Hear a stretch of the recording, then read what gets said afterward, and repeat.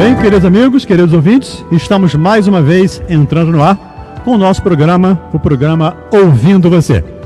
Como lembramos toda semana aqui, o nosso programa tem por objetivo atender aquelas pessoas que tenham algum tipo de dificuldade, tanto na área emocional quanto na área espiritual. Sempre temos conosco aqui convidados especiais, profissionais da área psi, que vão ouvir você, vão conversar com você. Nós não vamos fazer tratamento, não vamos fazer terapia, nós vamos só ouvir você e dividir com você a sua dificuldade, a sua dor, enfim, o problema que você tiver.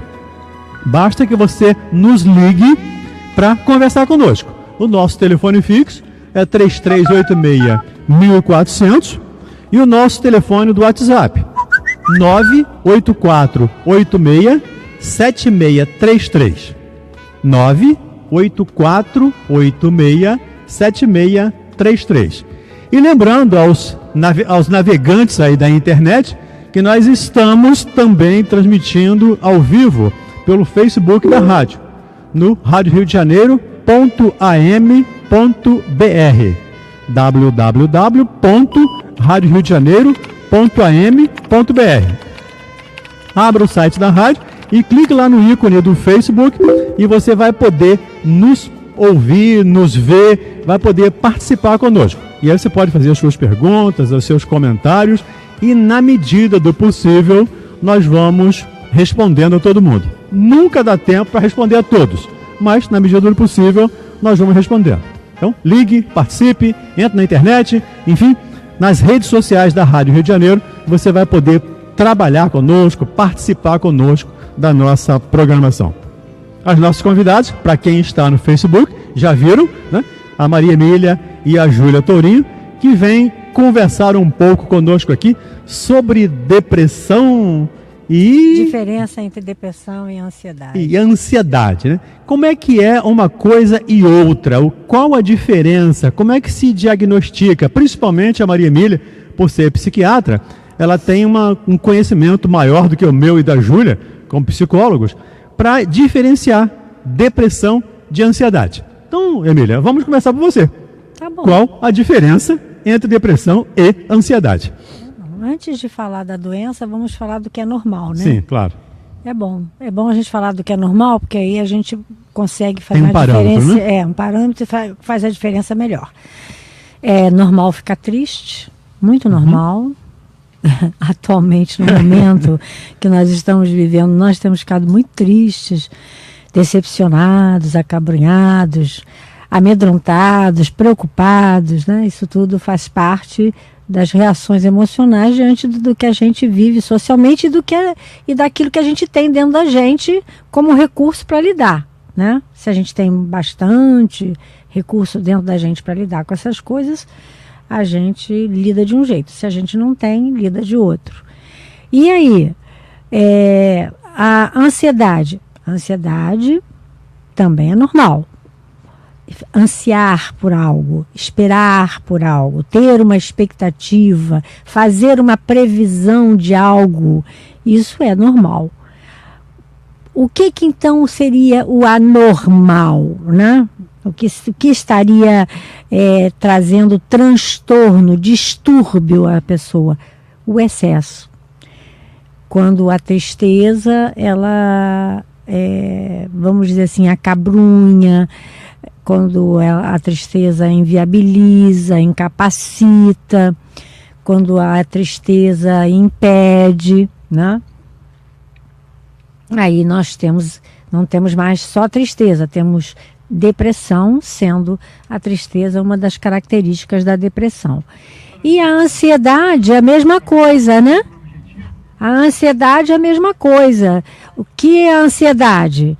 A ansiedade é uma expectativa, mas se está excessiva, ela gera um estado fisiológico anômalo, que está muito relacionado ao nosso instinto de conservação, que está muito relacionado a tudo que a gente, no nosso corpo, busca, organiza, prepara para enfrentar um perigo. Então, se eu encaro as expectativas como algo perigoso, algo ameaçador, algo desestruturante, algo que vai sair do meu controle, eu deflagro mecanismos fisiológicos que vão gerar sintomas que são relativos à ansiedade. Exemplo, síndrome do pânico. Exemplo, pensamento acelerado, né? Que agora o Augusto Cury está dando assim, uma grande contribuição no seu certeza. Livro sobre a síndrome do pensamento acelerado. É muito interessante de se ler, porque é exatamente aquilo. E esse estado, essas síndromes, esses estados já determinam, né, sintomas que vão inviabilizar, incapacitar a pessoa ao trabalho, assim, a vida social, a tudo isso, como também a tristeza excessiva também. Então, em síntese, seria mais ou menos isso, né? Então, são coisas que são diferentes na sua origem, mas que se misturam. Porque uma pessoa muito, muito ansiosa pode ficar muito triste, né? Ela pode ficar muito chateada de não estar conseguindo superar suas coisas, lidar com a sua vida. E aí, se deixar, ela, além de estar ansiosa, ela fica deprimida, né? Uma pessoa deprimida por uma situação que esteja acontecendo na vida dela pode desencadear uma síndrome de ansiedade por conta de querer mudar o seu estado de ânimo, né? Então as coisas se misturam, às vezes estão juntas, é comum estar juntas, né? E isso tudo tem sido muito comum no dia de hoje, na vida de hoje, onde a gente tem que fazer 1000 coisas, dar conta de 1000 coisas, controlar 1000 coisas, né? Enfim, e aí entra transtorno obsessivo. Transtorno obsessivo compulsivo. Aí entra cada coisa esquisita que eu vou falar para vocês, cada coisa muito esquisita, acumuladores, né? E vai. Aí é a sociedade adoecida, não é mesmo, né? E a gente sem saber muito o que fazer, né? Tentando ajudar a pessoa, se compadecendo muito da sua situação. Às vezes também sofrendo o processo da ansiedade, vivenciando a ansiedade, porque somos seres humanos também, né? E muitas pessoas querendo resolver tudo com remédio. Quem me acompanha sabe como eu penso, né? E eu realmente acredito que o remédio ajuda muito, mas não é o solucionador. Enfim, tudo isso. Além de ser um tratamento às vezes caro, né? Além disso, né? Que complica. Mas é isso que a gente está vivendo aí agora, é o que a gente tem. É a sociedade que nós construímos. Estou aqui entre 2 psicólogos, então estou muito à vontade para falar essas coisas. Júlia, o que diz a psicologia em função dessa dificuldade que nós vivemos, em função de todo o estresse, né, que vivemos, principalmente numa cidade grande como o Rio de Janeiro, violência e tudo mais, em função dessa ansiedade ou dessa depressão que vivemos, né, quase que no dia a dia?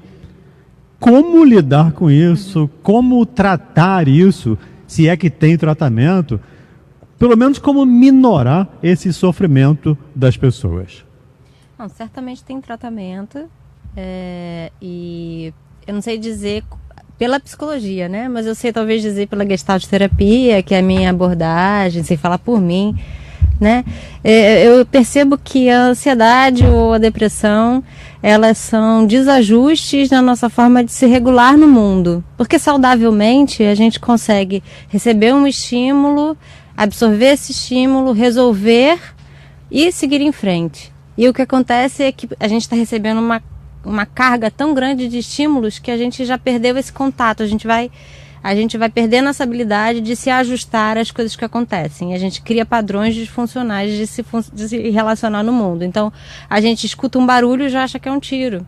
Porque a gente já criou uma automatização, muitas vezes no medo. Então, assim, esses são transtornos que são da modernidade. A gente está vivendo agora quadros ansiosos e depressivos cada vez mais. E eu, Júlia, imagino que esses quadros eles vêm pela nossa tentativa de controle, né? A ansiedade, assim como a depressão, são tentativas da gente controlar a realidade. Então, na depressão a gente tenta controlar pelo aquilo que a gente já viveu e a gente fica apegado a determinados padrões, e na ansiedade por aquilo que a gente ainda não viveu, mas que a gente também quer controlar o que vai acontecer. E a gente perde essa capacidade de fluir com o momento presente, no aqui e agora, e estar funcional. A gente acaba repetindo cada vez mais padrões, a um ponto de que o nosso sistema ele começa a colapsar. A gente começa a ter taquicardia, não consegue ficar parado, aí fica balançando, no caso da ansiedade. No caso da depressão, a gente muitas vezes acorda com sentimentos ruins, que a gente nem sabe de onde vem, que a gente não consegue administrar. E aí esses são denunciadores de que a gente precisa pedir ajuda, né? Hoje no Facebook eu postei na minha página pessoal um vídeo sobre por que os homens não podem chorar, né? Se a gente nasce chorando, se é a nossa primeira forma de se comunicar no mundo, e aí a gente tem essa crença.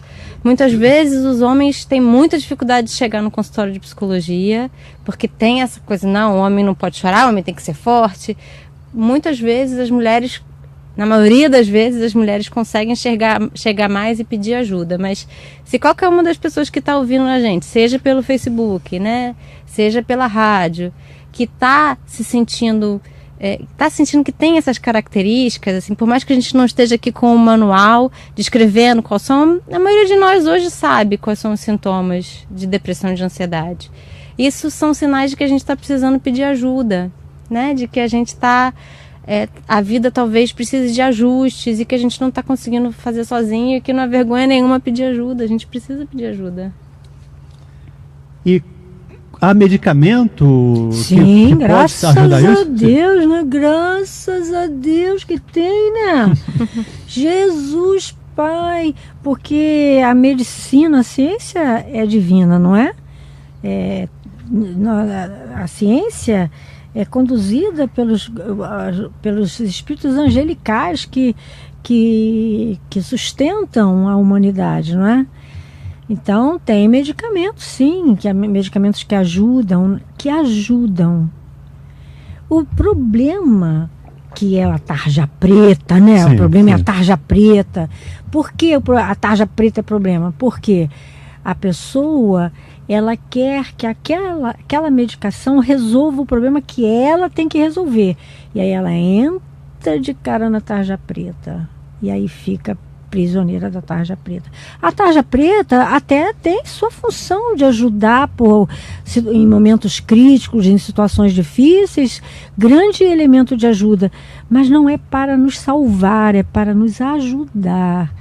E outros medicamentos, né? Você sabe que a minha praia é a homeopatia, sim, né? Claro. Então eu também uso muito a homeopatia, o pessoal me conhece, eu uso muito, né? Outro dia um colega, através do Zap, me perguntou, meu colega de turma: Emília, você continua dando aquelas bolinhas para os seus pacientes, né? Aí eu falei: estou continuando, sou a doutora das bolinhas. Doutora das bolinhas. Né? Então, e funciona, Emília, e funciona. Eu não perguntei para ele se os outros remédios funcionam, porque a gente estava brincando, era uma brincadeira, né? Mas assim, quando alguém quer me testar, eu digo assim: e as suas outras bolinhas que você usa funcionam? Também funcionam, né? Porque na verdade a medicina ainda está engatinhando, né? Então os remédios ajudam, sim. Nós temos que lançar mão deles com muito carinho, com muito desejo de encontrar soluções, mas sempre usando critérios, né? E sempre nós somos dinâmicos, então buscando a medicação, buscando ajustar os medicamentos, buscando recursos melhores, cada vez os chamados alternativos, que de alternativo não tem nada, que são milenares, como a acupuntura. A alopatia é que é alternativa, porque a acupuntura existe muito antes da medicina, dessa medicina ocidental, né? Nós é que somos alternativos. Então, a acupuntura, né? O pessoal gosta do reiki, o pessoal gosta da yoga, dos florais, da meditação, que a Júlia agora está só na meditação. Eu né? Agora estou meditadora, gente. Eu digo que ajuda muito. Uma coisa que a gente precisa explicar aqui para os nossos ouvintes aí principalmente do Facebook e que estão fora do Brasil. A gente tem amigos ouvindo em Portugal, na Itália, e em outros países que estão ouvindo a gente, vendo a gente. Será que a Isabel lá de Portugal está me ouvindo? A Júlia, a Maria Emília usou aqui um termo que é muito conhecido para nós aqui, tarja preta. Que em outros países eu não sei se tem essa denominação. São os medicamentos de controle estrito, bastante controle. Que tem influência na química cerebral. E que desenvolve dependência química, né? São remédios psiquiátricos que só com controle, com autorização médica podem ser ministrados. Porque pode gerar dependência, altera a química cerebral. Então, uma série de contraindicações, digamos assim, né? Você sabe que lá atrás, né, na época da Idade da Pedra, né? Os inimigos tentavam se matar envenenando uns aos outros, né? E interessante que eles começaram a descobrir que tinha uns venenos que eles davam, que a pessoa não morria e ficava melhor. Então os venenos que eram para matar se transformaram em remédios. E assim nós temos evoluído, na alopatia, né? Graças a Deus que temos, né? E ajuda muito a usar esses venenos. E aí o Hahnemann pegou o veneno e começou a diluir para ver se diluído ele não era veneno para matar. E aí ele descobriu um poder de cura fantástico nos elétrons soltos do princípio ativo do veneno. É uma história bonita. E aí, mais um recurso para tratar, né? Gente, ela fala pra caramba, né? Olha só, eu queria falar um pouquinho também sobre essa questão do medicamento, até porque tá rolando uns comentários aqui no Facebook. Eu acho que a gente precisa usar a medicação quando ela é necessária. A grande questão é que muitas pessoas encontram na medicação como se fosse assim, eu vou tomar remédio, não preciso fazer terapia, não preciso entender o que está doendo. Até porque o remédio é caro, né? E aí o remédio, ele acaba virando uma muleta e a pessoa não resolve a problemática. Para que serve o remédio? Existem pessoas que realmente precisam da medicação porque estão em estados cronificados, como por exemplo na depressão. A pessoa que está prostrada na cama, ela não está de brincadeira, ela está sentindo, ela não consegue, é orgânico, é físico, ela tem essa dificuldade, ela precisa de ajuda. Por que a gente não vai pedir ajuda quando a gente precisa? Agora, se a gente vai passar a vida só contando com ajuda, ou a gente vai pegar aquela ajuda, né? Vai transformar agora eu vou transformar o que eu estou sentindo aqui dentro. Obrigada, ajuda, agora eu não preciso mais da sua ajuda. Esse momento é o que mexe com a gente, que cria essa coisa, eu não sou maluco, eu não vou tomar remédio, isso vai me fazer mal. E isso são preconceitos que a gente cria dentro da gente. Se a gente está com uma gastrite, a gente não vai tomar remédio para gastrite? Porque o corpo tem que se curar sozinho? Né? Por que a gente tem tanto preconceito com o nosso cérebro quando ele adoece? Quando a química do cérebro não funciona mais? Não que eu seja adepta à medicação, pelo contrário. Eu acho mesmo que a gente tem que encontrar fórmulas mais naturais de enfrentar isso. Mas se a gente precisa, a gente tem que saber a hora de entrar e a hora de sair. E a terapia ajuda a entender esses mecanismos, esses momentos. A gente precisa se autoconhecer. Então, assim, não tenhamos preconceito da medicação, assim como não nos tornemos dependentes da medicação, achando que só ela vai resolver. Usar a medicação quando ela é necessária para sair de uma crise, igual uma dor de estômago, a gente vai usar a medicação, vai procurar terapia, vai entender o que está doendo, vai começar a resolver, vai no psiquiatra, vai fazer acompanhamento, vai tirar a medicação aos poucos, às vezes precisa voltar. Isso é um processo de, às vezes, 2 anos. Porque quando a gente chega num processo cronificado, de não conseguir levantar da cama, ou de um estado de ansiedade tão grande que não consegue fazer outra coisa, a gente precisa de ajuda, a gente não tem que ficar sofrendo desnecessariamente. Então, a sabedoria de usar a medicação e de não tornar a medicação uma muleta é essa sabedoria que a gente tem que buscar. E todos nós, porque todos nós estamos imersos nesse mundo de ansiedade e depressão, não é o doente. Eu acho que isso é uma coisa que a gente precisa desrotular também, né? Lembrar que 3 dedos apontam um para Deus quando a gente aponta para o outro, né? A sociedade está adoecida.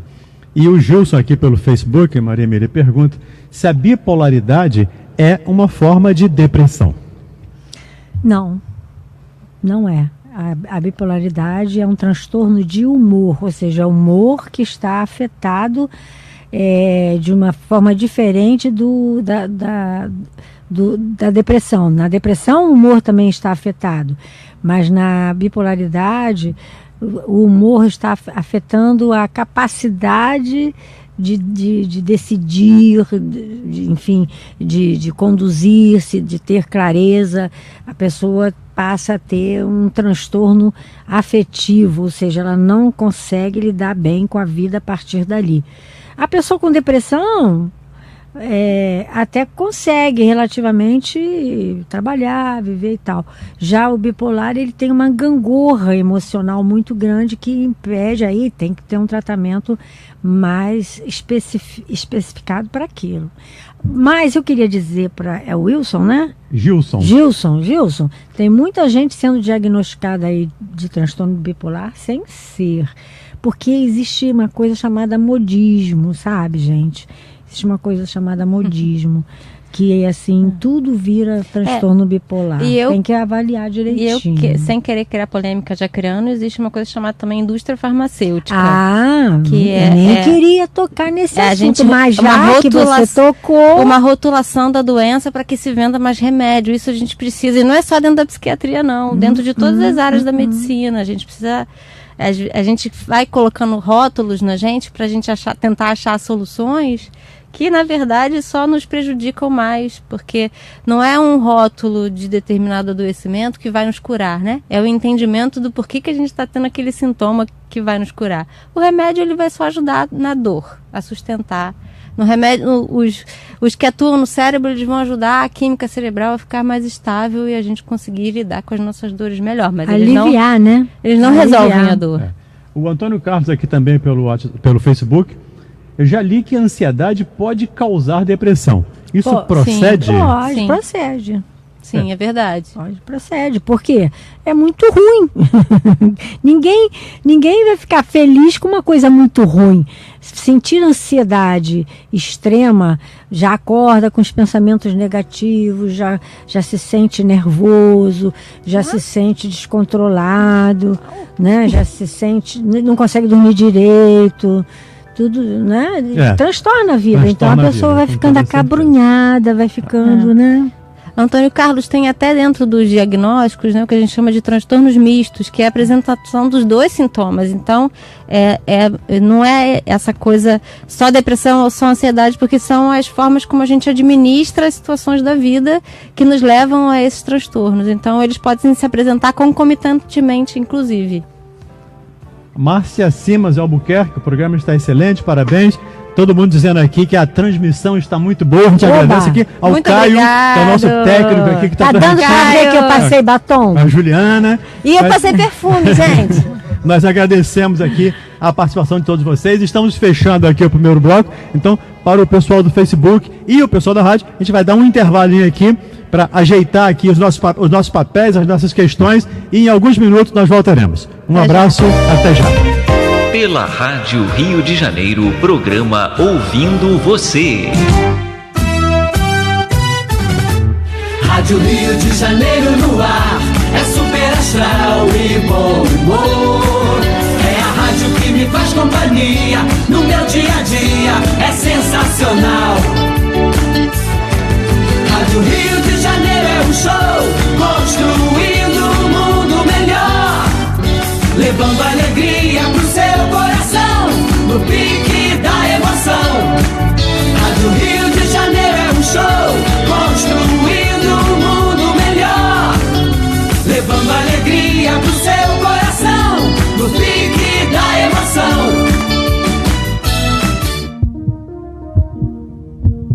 Ninguém tem o direito de decidir pela vida do outro.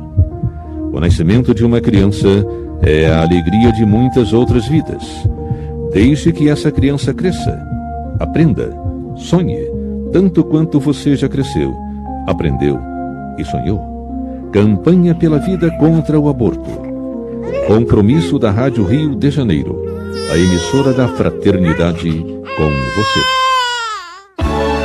Atenção, ouvinte da Rádio Rio de Janeiro. Você que ainda não atualizou seus dados cadastrais como participante e mantenedor do Clube da Fraternidade, precisamos fazer uma atualização. Para isso, envie preferencialmente seus dados para o e-mail informacpf@radioriodejaneiro.am.br ou ligue para 0 operadora 21 3386 1403 ou 3386 1422, informando nome conforme cadastrado em seu boleto de contribuição, o número do CPF, telefone, endereço completo com CEP e a data de nascimento e e-mail. A Rádio Rio de Janeiro agradece sua colaboração. Em 1857, Allan Kardec lança O Livro dos Espíritos, e com ele o Espiritismo ou a doutrina espírita, inaugurando a era do espírito na humanidade. São 160 anos consolando e esclarecendo com a imortalidade da alma e a reencarnação. A Rádio Rio de Janeiro, a emissora da fraternidade, comemora mais um aniversário de O Livro dos Espíritos. Rádio Rio de Janeiro.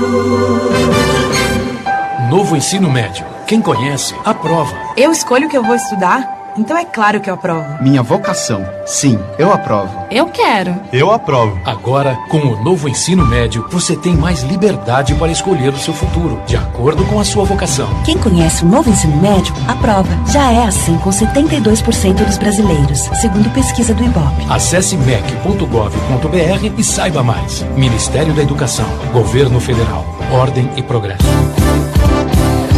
ZYJ 462, Rádio Rio de Janeiro, 1400 AM. 13h28. Pela Rádio Rio de Janeiro, programa Ouvindo Você.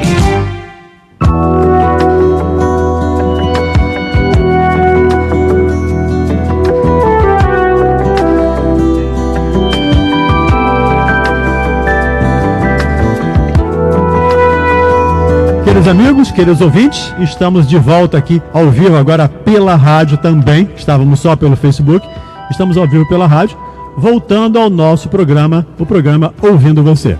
As nossas convidadas, a Júlia e a Maria Emília, começaram conversando conosco sobre as diferenças entre depressão e ansiedade, dentro de um aspecto psiquiátrico e dentro de um aspecto psicológico. E inúmeras participações que nós agradecemos enormemente aos nossos ouvintes que estão participando conosco aqui. Eu tenho que voltar aqui para pegar as perguntas de todo mundo. A Solange, parabéns pelo programa, está muito bom. Tenho sentido muitos sintomas de ansiedade. Gostaria de saber se a Júlia está fazendo atendimento, se possível, o contato. Isso, Solange, você pode mandar um e-mail para ouvindoVocê@radioriodejaneiro.am.br. Eu tenho uma relação das pessoas que trabalham comigo aqui e de outros companheiros, de outros colegas, né, profissionais de nossa confiança, que eu passo para as pessoas que queiram fazer algum tipo de terapia, que queiram conversar, enfim, queiram se informar. Então, o e-mail para ouvindoVocê@radioriodejaneiro.am.br. Nós temos perguntas também feitas pelo telefone, pelo nosso telefone fixo aqui, que eu falando que está quase no museu já, né? A gente vai botar esse telefone no museu em breve. Daqui a pouco. É o Jorge lá de Bangu, Júlia. Ele diz aqui, eu tenho um filho homossexual. E isso me deixa extremamente triste com essa opção dele. Será que ele faz isso para me agredir? Já que sempre critiquei isso, ele só não diz. Mas já que eu sou um homofóbico... Como é o nome dele? Jorge. Jorge, uma coisa eu posso te dizer com certeza. Ninguém torna-se homossexual para agredir ninguém. E, na verdade, isso nem se torna, né? É uma questão... As pessoas falam muito de opção sexual, mas as pessoas que... se afinizam, sentem atração por pessoas do mesmo sexo, isso não é uma opção. Aquilo é dentro da pessoa e ela vive aquilo, né? Não é para agredir ninguém, não é uma escolha, não é algo assim, eu poderia escolher ser uma pessoa heterossexual, mas eu vou escolher. Não, isso é a forma como ela sente afeto, como ela sente atração física, e é uma escolha muitas vezes sofrida, exatamente porque a gente ainda tem muito preconceito, né? Muita dificuldade de entender, de aceitar, de tolerar. Nem é uma escolha, né, Júlia? É uma orientação, né? Sim, exatamente. Não é porque esse tema, essa palavra, ela é questionada porque exatamente por isso, porque a pessoa, quando ela nasce com essa orientação, ela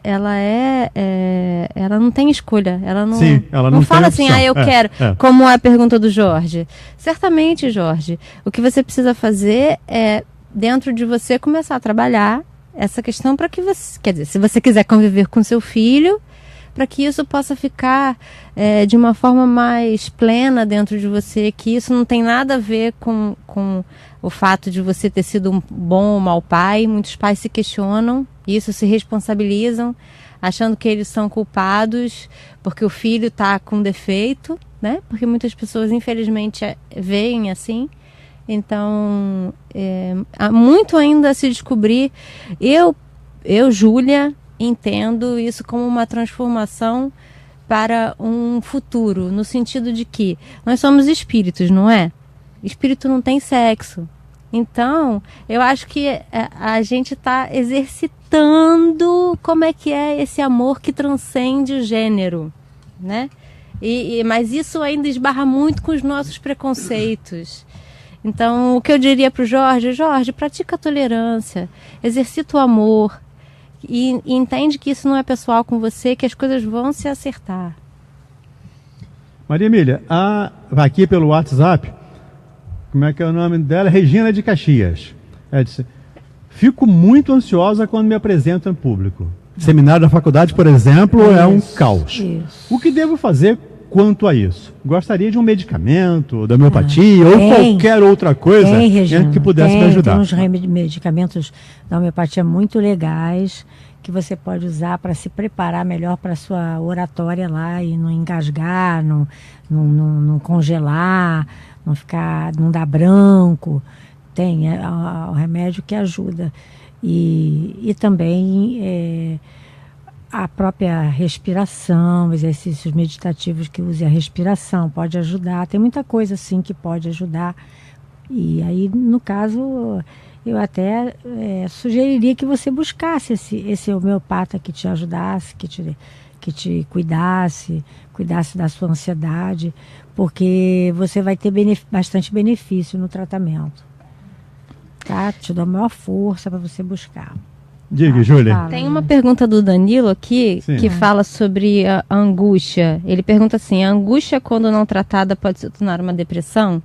E eu achei interessante essa pergunta do Danilo, porque a gente faz essa confusão, né? Entre ansiedade e angústia. E eu acho que, de repente, é interessante falar.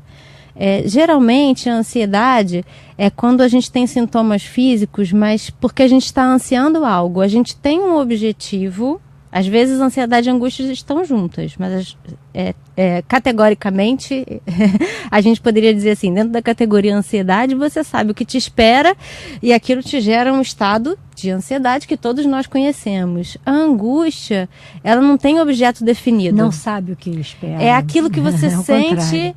Muitas vezes você sente angústia porque você não sabe o que espera, mas são sintomas difusos. Muito parecidos com a ansiedade, mas talvez na ansiedade assim. Na ansiedade você sente uma taquicardia, o coração bater. Na angústia você sente uma opressão, peso no peito, que você não sabe o que é. Então, sim, essa angústia pode levar ao entristecimento se você não consegue descobrir né? O que está lhe gerando esse estado de angústia, isso vai te gerando uma tristeza. Provavelmente, os dois estão ali juntos e um está camuflando o outro. Às vezes um está subacoplado ali embaixo, a sensação, o sentimento. E aí eu te digo, Danilo, se essa pergunta provém de você, que talvez a busca de entender sobre o que você está sentindo vá ajudar a você a talvez sentir menos angústia, por um tempo sentir mais tristeza, mas depois essa angústia vai diminuir. Por que muitas vezes a gente sente angústia? Porque a gente teme o que a gente vai conhecer. Às vezes a gente teme ver a nossa sombra, ver aquilo que a gente desconhece. Então, às vezes a gente precisa dar um passo além, mesmo sentindo angústia. Aí a gente vai sentir um tantão de tristeza ou de medo, mas depois isso vai amenizar, porque a gente vai... Lembra lá do sistema? A gente vai encontrar uma forma dentro do nosso sistema que não é mecanizada, que não é automática, uma solução para aquele problema. Então, com certeza, a gente tem como transpor isso com um tantinho de coragem, com ajuda. Pois é, não precisa viver isso sozinho, né? Olha só que interessante. Você pode ter ajuda não só de um profissional psicólogo, mas de amigos, de pessoas queridas, de estar a abraços com as pessoas, de dizer, eu estou precisando de companhia, vamos conversar, né? Para poder diminuir essa tensão psíquica que tanto a ansiedade quanto a angústia produzem, né? Ajuda bastante. A tal chamada solidariedade, né? Precisamos ser solidários, né? E se é bom para nós, né, claro que a gente pode dividir. E eu sempre digo aqui, a gente compartilha tanta coisa, tanta bobagem, né? Vou usar aqui um termo, né, meio vulgar, mas é isso. A gente compartilha tanta besteira na internet, na WhatsApp, assim. Então por que não compartilhar um programa como esse? Ou outros, né? Como esse, que ajudam pessoas a se equilibrar, a viver melhor, a ter uma melhor qualidade de vida. E essa é a nossa ideia, buscar aqui uma melhor qualidade de vida, para nós e para os nossos ouvintes. Agora, ouvintes e também os nossos, não sei como é que eu vou chamar o pessoal do Facebook, né? Além de ouvintes, eles são videntes também, que nos veem, né? Então, pessoas que participam. Nossos assistentes nos assistem. Pessoas que participam conosco. Então, por isso que a gente solicita, a gente pede para compartilhar isso. E continue compartilhando, que a gente está batendo recorde, gente. Vamos lá. A ideia é bater o recorde. A gente tem mais de 50 pessoas agora, né, vendo a gente ao vivo. Se vocês compartilharem com suas redes, vão chegar aí a milhares de pessoas, né, que têm informação de que a Rádio Janeiro existe, que existe um programa como esse e que vocês podem participar. Você sabe, né, que me ocorreu dizer também, para ajudar esses nossos 50 companheiros que nos acompanham, que desapegar-se um pouco de seus próprios problemas ajuda bastante. Você desapegar-se. Quando você na casa espírita é muito convidado ao trabalho no bem, à prática do trabalho no bem, na verdade aquilo também é uma atitude terapêutica, porque você vai deixar o seu problema um pouquinho de lado para estar com o outro, ver o problema do outro, redimensionar o seu, esquecer um pouquinho da sua dor, cuidar da dor do outro de alguma forma, nem que seja para dar um copo d'água. E aí você, quando volta ao seu ponto inicial, você já não é mais aquela pessoa angustiada que está. Você tem um recurso que te ajuda muito a vencer as dificuldades. E, sabiamente, a espiritualidade superior, o que ela faz? Fala para a gente trabalhar na casa espírita, fala para a gente fazer um trabalho voluntário, justamente para a gente se desapegar da dor, porque a dor nos torna egoístas, porque incomoda, é desconforto, então a gente fica prestando atenção naquilo e às vezes você afrouxando um pouquinho esses laços de atenção e se dirigindo para o outro, você consegue visualizar coisas que você antes não estava visualizando. E quantas pessoas falam isso pra gente, né? Aproveita e responde aqui o Jorge lá de Campo Grande. Oi, Jorge. Oi, Jorge. Ele disse, meu genro traiu a minha filha. E eu senti como se ele estivesse me traindo. por isso não consegui perdoá-lo, mesmo querendo. Ainda. Como posso fazer para conseguir isso? Para perdoar daqui uma a pessoa pouco, que né? o traiu. Daqui a pouco, né?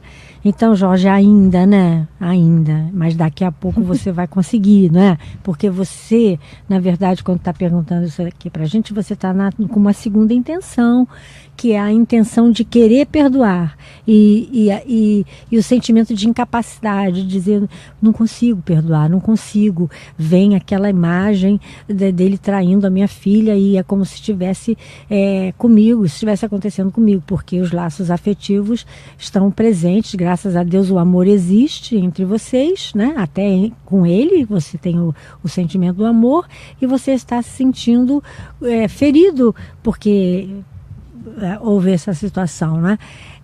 E aí o caminho para que você alcance essa possibilidade de perdoar é desapegar-se um pouco dos seus conceitos num exercício, não é desapegar totalmente, não. É assim, uns minutinhos, dizer assim, eu vou tentar pensar o que aconteceu com ele, né? Mas que danado, tô com vontade de dar uma surra nesse cara. Não, mas eu não quero pensar isso. Eu quero pensar que ele teve algum problema, será que teve? Mas eu não consigo nem conversar com ele. Então eu vou rezar por ele, né? Meu Deus, olha só, não estou conseguindo nada, tá muito ruim, eu não estou conseguindo, me ajuda, meu amigo espiritual, meu guia espiritual, me ajuda, durante o sono me orienta, me dá uma aula sobre como é que perdoa a traição. E aí a gente vai costurando a solução, porque não é uma coisa que vai fazer você perdoar, vão ser fatores que você vai adquirindo de fortalecimento interno, de conhecimento de autoconhecimento que vai te ajudar a perdoar dentro do limite do que você consegue. Depois, o tempo que aquele amigo bacana que a gente tem, que é o tempo, o que vai fazer? Ele vai ajudar você daqui a pouquinho a perdoar diferente do que você está perdoando hoje. E assim vai, e assim vai, e assim vai. E é assim que a gente caminha, né? Ô, Jorge, aos pouquinhos. Quando... O Lulu Santos diz, né? Que é assim caminha a humanidade. Com passos de formiga e sem vontade, né? Exatamente. E Jorge, quando a Maria Emília está falando, eu me lembrei aqui de quando aquela mulher adúltera foi apresentada a Jesus. Ah, sim. Né? Mas tem que lapidar. E ele disse, tá bem, pode lapidar, pode jogar pedra. Né? Quem tiver sem pecado aí pode começar. E todos saíram, né, Jorge? Será que não seria o seu caso, o meu caso, da Emílio, da Júlia, ou de todos nós aqui, ou todos nós da humanidade? Talvez valha também a pena pensar nisso, Jorge. Um abraço para você. Eu espero que você alcance aí esses passos aí que você quer alcançar. Ô, Júlia, a Ana lá de Anchieta, pelo nosso telefone fixo, desde a infância sou depressiva e ansiosa. Estou com 47 anos, não me casei, não tenho uma profissão, tenho dificuldades com o relacionamento, não consigo namorar e vivo muito sozinha. O que eu faço para conseguir me melhorar, para conseguir transformar tudo isso? O que você pode sugerir para a Ana, lá de Anchieta? Ana, eu acho que você já está fazendo, pelo fato simplesmente de você já buscar. Existe às vezes dificuldade. Relacionar-se é uma das maiores dificuldades da vida, né? Não é só relacionamento afetivo, não. Qualquer forma de relacionamento, trabalho, família. Então, o que eu estou entendendo da sua pergunta é que você está dizendo assim, eu acabei não conseguindo me relacionar com as pessoas da vida porque alguma coisa me entrava, alguma coisa eu tenho dificuldades. Então, Ana, o que você pode fazer para melhorar, que é a sua pergunta, é começar a entender quais são essas suas travas que te limitam no contato do outro. Será que o outro muitas vezes é invasivo para você? Será que o outro, ele te incomoda? Então, muitas vezes, morando sozinho, por exemplo, não é um pré-requisito para a gente se sentir solitário. A gente pode morar sozinho e se sentir muito bem acompanhado. A gente pode sair, passear, pode fazer viagens. Se não tem condições financeiras necessariamente, a gente pode falar que você não está conseguindo manter pessoas à sua volta. Talvez esse tenha que ser o seu foco, começar a entender o que dentro de você gera talvez um afastamento, ou uma dificuldade de se relacionar, ou uma dificuldade de estar convivendo, tolerando, aceitando, perdoando, né? Que são as palavrinhas que nos permitem estarem com outras pessoas. Então, fica para você a dica, Ana, de começar essa busca do autoconhecimento dos seus bloqueios, das suas travas. Como a gente disse aqui, a psicologia pode ajudar muito, mas não é a única forma de autoconhecimento. Tem o Centro Espírita, tem os livros, né? Agora tem a internet, tem o programa aqui. Então, tem muitas formas da gente estar se conhecendo melhor. Ana, e se você quiser a relação de terapeutas que eu mencionei anteriormente, vale para você. É só você mandar o e-mail para ouvindoVocê@radioriodejaneiro.am.br, tá bom? Um abraço para você, Ana. Maria Emília, a Francisca, lá de Pilares, tem um neto de 7 anos que é autista. Gostaria de saber qual o profissional é indicado para tratamento de uma pessoa autista. Que tipo de especialidade médica ou psicológica, enfim, ela pode ou deve procurar? Francisca, são vários profissionais, porque o autismo, ele cobra, o tratamento do autismo cobra essa presença de vários profissionais para estimular essa criança a uma inserção na sociedade, que ela tem muita dificuldade de fazer essa inserção na sociedade. Então, além do médico, que vai tratar alguns sintomas, se tiver sintomas de comportamento, que vai tratar, o psicólogo, que vai ajudar essa criança a se comunicar, o fonoaudiólogo, que também vai ajudar a comunicar, né? É o terapeuta ocupacional, é o psicomotricista.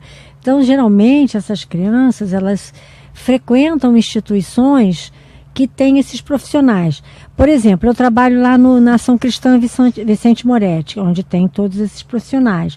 Eu atendo as crianças autistas que, por exemplo, ontem mesmo eu estava atendendo um autista que tem 18 anos e que eu atendo ele desde os 3 anos de idade. E ele já passou pelos setores que a gente que inicia para estimular, para fazer esse processo de socialização. Ele teve êxito no tratamento e agora ele é só acompanhado comigo por uma necessidade do medicamento e do psicólogo, e faz assim atividades de socialização. E ele é muito sociável, ele frequenta oficinas, enfim, através desse trabalho institucional. Não é assim, não é um processo que fique atrelado somente a um profissional, é uma equipe que vai atender essa criança, né? Como a gente eu estou falando do Brasil, né? Nós estamos aqui no Brasil. No Brasil, essas instituições são poucas, porque a gente tem farta de tudo, né? Uma fartura total, farta, né? Tudo, né? Então, são poucas as instituições que oferecem esse tipo de trabalho. Você tem que correr atrás, né? E acho até que você já está um pouquinho atrasada, 7 anos. 7 anos, né? Ô, Júlia? Tinha que correr baixo. A Sofia Maier, aqui pelo Facebook. Eu sou muito ansiosa em relação a fazer tudo ao mesmo tempo. Mas o que mais me incomoda é a tristeza e o vazio que trago dentro de mim mesmo. Trabalhando na casa espírita, quando saio do centro, tudo volta para o mesmo lugar, tudo volta para a mesma complicação. O que você pode dizer para a Sofia Maia, aqui do Facebook? Eu diria para a Sofia que é importante começar a cultivar o padrão de pensamento quando está fora do centro espírita também, né? Porque quando a gente está dentro do centro espírita, budista, qualquer templo religioso, egrégor espiritual está ali trabalhando, nos ajudando, né? E quando a gente sai do centro, a gente está com o nosso espírito protetor, os espíritos familiares, mas não tem aquela vibração de um monte de gente pensando junto. Então, começar a cultivar, Sofia, os bons pensamentos, até mesmo quando você pisar do lado de fora, isso vai ajudar você a manter a vibração. E uma coisa que eu gostaria de dizer é que muitas vezes a gente deseja resultados muito rápidos, né? Porque aqui mais pra frente ela diz que faz terapia há algum tempo, e é isso mesmo, a gente muitas vezes precisa, eu, se Deus quiser, pretendo fazer minha terapia pro resto da vida, porque é um processo de autoconhecimento. A gente tem esse preconceito de achar que terapia é coisa de maluco, né? Que tá doente. Nessa sociedade que a gente vive adoecida, se a gente não está se encaixando nela, isso é um bom sinal, não é? Sinal de que existe saúde dentro da gente, sinal de que a gente precisa encontrar as nossas soluções para viver da melhor forma, se adaptando às exigências, às cobranças, aos deveria ser, ou como não foi. Então, eu diria assim, Sofia, começa a cultivar os bons pensamentos, isso vai te ajudar muito, porque o resto você já está trabalhando na terapia, né? Procura manter a vibração, mesmo quando você sair da casa espírita, que isso vai te ajudar muito. Otimismo é um excelente remédio, Sofia. Maria Emília, a gente está fechando aqui, mas tem dois minutinhos para responder a Diana. Diana Gomes Monteiro, aqui também pelo Facebook. Sim. O que dizer a uma criança que se queixa de tédio? Tem que dizer alguma coisa para essa criança?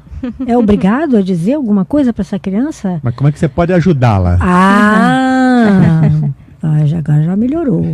Porque, na verdade, ajudar na observação, né? Do que ela considera tédio, né? Por exemplo, quando uma criança diz assim, eu estou com vontade de matar você, você não sabe o que necessariamente você não sabe o que ela está querendo dizer. O matar dela não é um conceito igual ao seu matar, né? Tem que dar tempo, maturar, observar, sentir, perceber, dar uns minutinhos. Até pode perguntar assim, o que você gostaria de fazer? Posso responder? Pode. Eu queria contribuir com a pergunta da Diana, que eu estava namorando essa pergunta aqui. Ela está acompanhando pelo Facebook também. Eu estou aqui acompanhando também. Da próxima vez eu também vou trazer o meu Facebook para acompanhar. Daiane, olha só, eu penso em duas coisas.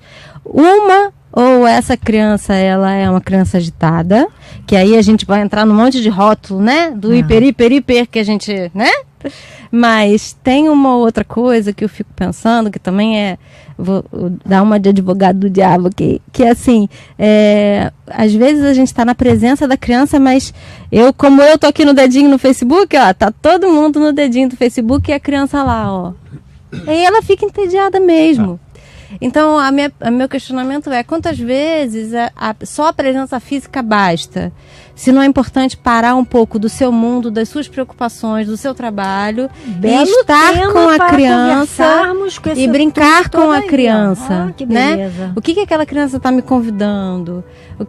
Será que não tem uma hora que de eu brincar com ela, de entrar no mundo dela? Talvez seja esse tédio que ela esteja falando. Ela está de saco cheio de viver no mundo do adulto, ela quer ser criança. Então, talvez observar qual é esse tédio. Mas você está com tédio? Tédio de quê? Né? Pode ser que a criança só conviva com o adulto e esteja super acelerada. Estão me cortando aqui. Mas observe e descubra qual é esse tédio. Que eu acho que você vai se surpreender. Júlia, acabou o tempo, cortando. Eu quero agradecer muitas pessoas aqui do Facebook, inclusive aqui a Zeli Cruz, que está aqui curtindo, participando também. Obrigado pela sua participação, pela sua curtição, e tem, como eu disse, dezenas de pessoas aqui assistindo a gente no Facebook. Eu peço de novo que todos compartilhem para a gente divulgar esse programa para o mundo, para a gente viralizar. Estamos batendo recorde, gente! Batemos o recorde do Federal, do Portugal. Distrito Federal, Portugal. Isabel, você está me vendo, Isabel? Um grande abraço. Isabel. Nós fechamos aqui o nosso programa. Isabel Saraiva, entre no Face para me ver. Pedindo desculpas por não poder responder a todos, atender a todos, mas na medida do possível a gente vai se conseguindo. Compartilhe. Quem sabe aumentar o tempo aqui, para a gente ter mais tempo aqui para conversar com vocês. Um grande abraço e até o nosso próximo programa, se Deus quiser. Lembrando que na próxima sexta-feira é feriado, então vamos ter um programa gravado na próxima sexta. Dia 27 estaremos aqui de novo, ao vivo. Grande abraço, até lá. Tchau. A Rádio